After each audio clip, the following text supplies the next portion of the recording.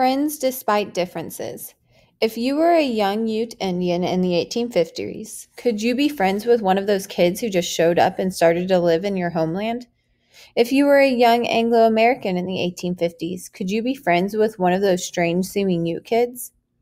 Josiah F. Gibbs in 1931. It could happen. In fact, history shows that kids who are different can be good friends. When Josiah Gibbs was in his 80s, he still remembered one particular friend from his childhood. Sick. Josiah was 12 years old in the winter of 1857 when he came down with a bad case of rheumatic fever. His joints swelled up. They became so painful that he couldn't walk. He was sick in bed for weeks. Army. That same year, a federal army was marching toward Utah, and the Mormon settlers there were afraid of being attacked. The people in Salt Lake City packed up and moved south, leaving their homes in the city empty.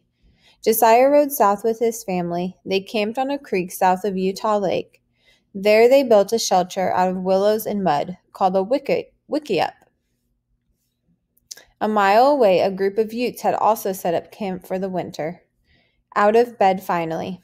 When it got warmer, Josiah finally could go outside and sit in the sun. It was a beautiful day. The mountain peaks were shining with snow, the valley was turning green, and he could see Utah Lake in the distance, but he still couldn't walk, so he just sat and enjoyed the day. The friends meet. As he sat, he saw a slender Ute boy walking toward him, with easy swinging strides. The boy walked up and looked curiously at Josiah. He had a frank, happy, boyish face, a friendly face. This boy wasn't afraid, and he didn't hate Josiah because he was different. He just wanted to be friends. Heap sick? He asked. No, Josiah told him. Leg sick. The boy nodded. Then he showed Josiah his bow and arrow, and he started teaching Josiah how to shoot an arrow. For someone who had lain in bed for so long, this was fun.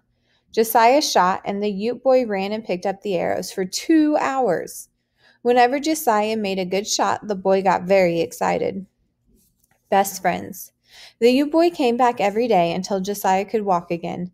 Then they hung out together, hunting rabbits and wandering around in the hills.